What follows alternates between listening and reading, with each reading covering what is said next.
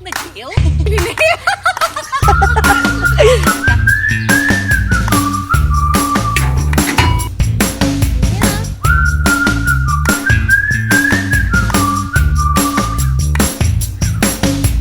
Здравейте! Вече се стопли и ние нямахме търпение да излезем навън и да сготвим нещо в полеви условия. Харесали сме си едно страхотно място и рецептите ни днес ще бъдат изцяло на барбекю. Днес ще ви приготвим един здравословен вариант на суши с краставици и скариди и също така ще направим ананасна скара, което мисля, че е доста различно от стандартните рецепти. Ще направим домашна майонеза само от белтъци.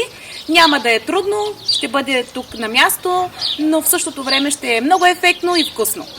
Започваме с рецептата от кариди, слайсове краставица, домашна майонеза и ще я направим под формата на суши. Интересно. Първото нещо, което трябва да направите е предварително да нарежете своята краставица на слайсове. Ето толкова тънички. С една белачка се получава чудесно. Трябва задължително да ги подсушите, за да отнемете влагата от тях. Трябва да се застъпят почти до половината, ето по този начин, защото после ще ги навием на руло и да могат да са стабилни заедно. Сега продължавам с направата на майонеза, приготвянето на скариди, нарязването на авокадо и едва тогава ще сглобим нашето суши. Тук съм мариновала почистени скариди, единствено и само в малко сол, черен пипер и качествен зехтин. Сега ще ги сложа тук на тигана на барбекюто и на тях реално не им трябва много време.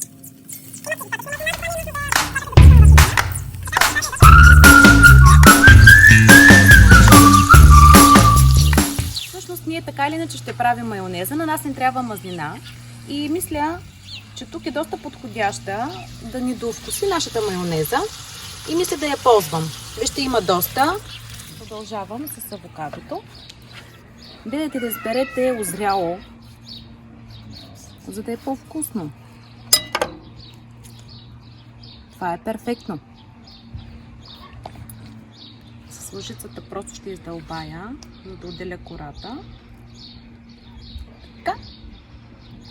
Хоп.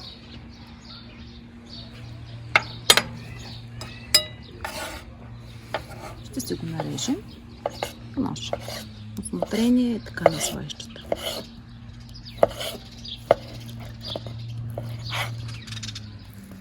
Готово. Продължаваме с майонезата, която ще е само от белтъци. За целта ние трябва да отделим жълтък и белтък на 2 яйца.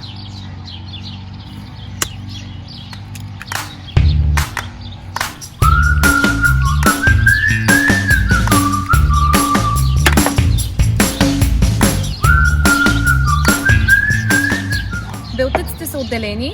Продължаваме с измерването на зехтин. Аз ви предлагам това да е около 500 мл.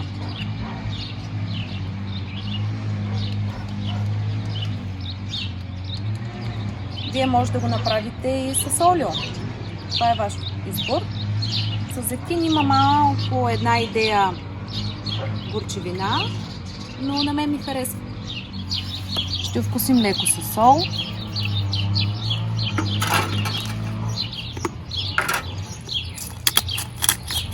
Черен пипер. Може да сложите и горчица, в случая аз нямам налична, затова ще си спестя.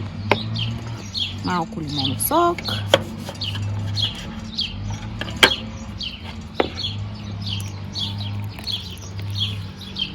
После ще довкусим.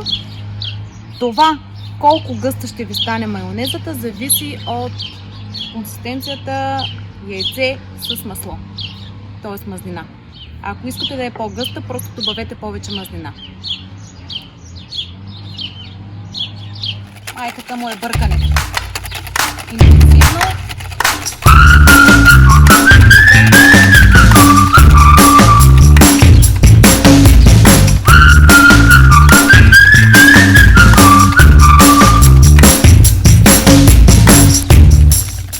Доста гъста се получи, затова вече е време да добавим добавя и мазнината от скаридите.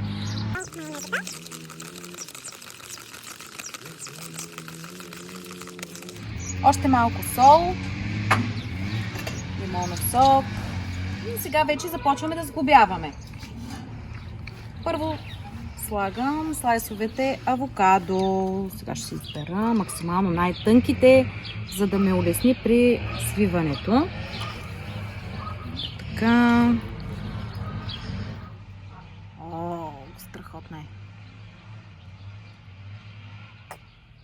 Така. И сега ще си помогнем с хартията. Оп. Лекичко, лекичко, лекичко. По този начин.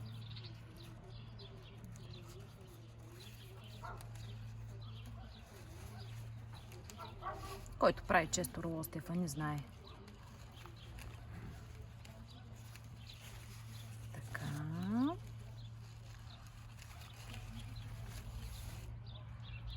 Чудесно. Нашето ролце е почти готово.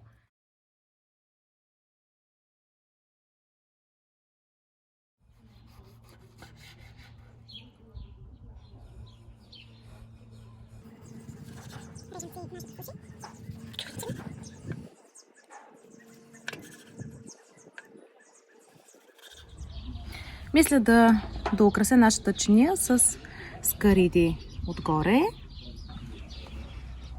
Ето така. Няма да слагам на всички. Тук ще сложа малко от майонезата.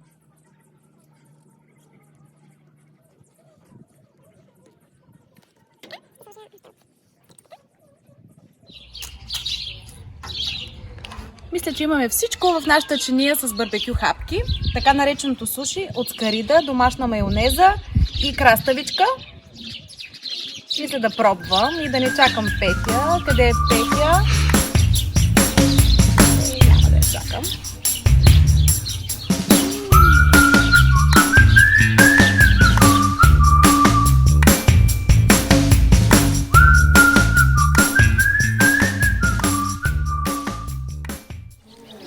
Идва ред на моята рецепта. Ще направя печен ананас с сотирани зеленчуци, чипс от бекон и една специална майонеза. За целта трябва да Ще си почивам. отрежем от ананаса.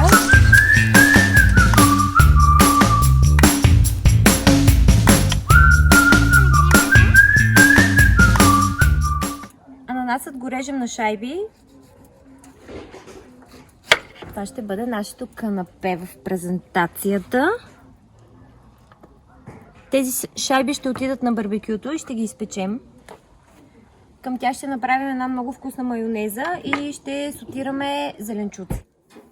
Намазвам си скарата, за да не ми залепне ананаса. Това си е сланинка.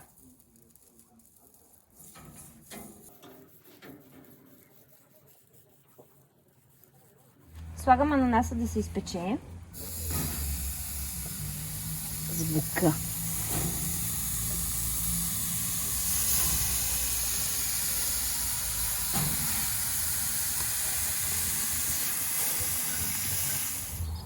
Сега ще си нарежа зеленчуци. Използвам червена чушка, дайкон, който е много полезен за организма, и селери. Нарязваме зеленчуците на ситни купчета. Изчистваме селерито. Има едни власинки, които трябва да се махнат, за да е по-крехък самия зеленчук. Селерито също го режем на ситни купчета.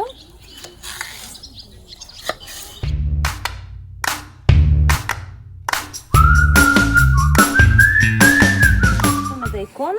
От него също ще си извадиме ситни купчета.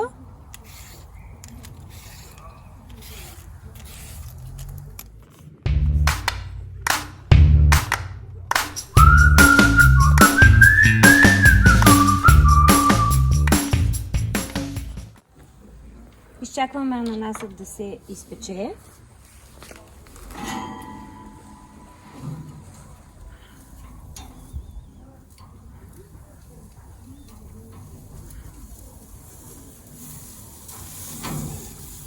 По това, че си променя цвета, можем да разберем, че вече се е сготвил. Към майонезата, която направихме за скаридените ролца, ще добавя кетчуп, табаско, лимонов сок, малко сол и черен пипер. 2 капки, не повече, тъй като табаското е много силно концентрирано. Малко лимонов сок.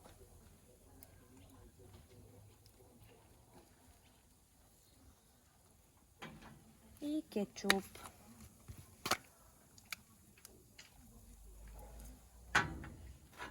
Изтъпваме.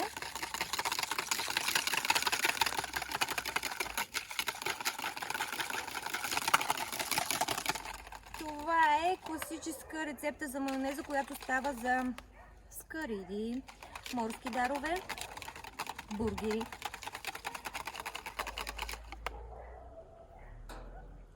Готове. Много вкусно стана. Вече сотирах зеленчуците. Тук има дайкон, червена чушка и селари. Сяваме малко черен пипер, малко сол.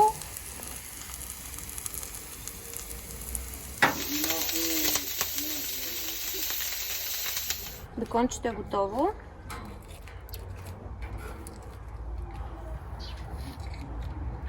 И сега пристъпваме към сглобяване на ястието. Бекона ще го нарежа на купчета. Също.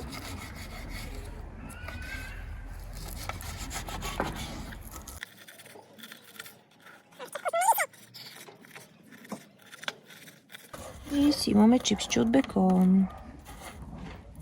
Сега взимам 2 шайби от изпечения вече ананас.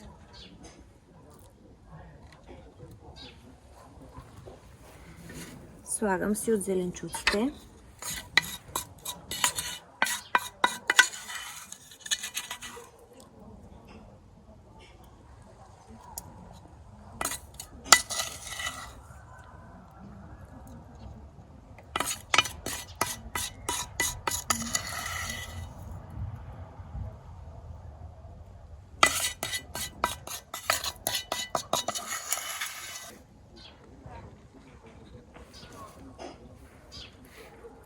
Сложих зеленчуците, слагаме бекона отгоре.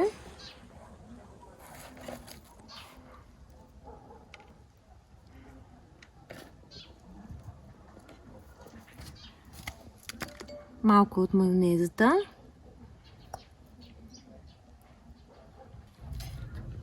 Малко черен пипер. И украсяваме с салвия. Мале. И сега дойде време да опитам.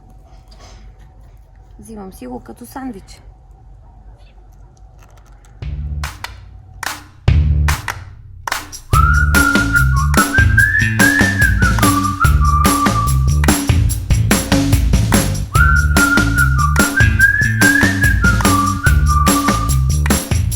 И сега дойде време да си опитаме какво сме сготвили. Дай да видя така скаритка. Я си пробвай от сушито.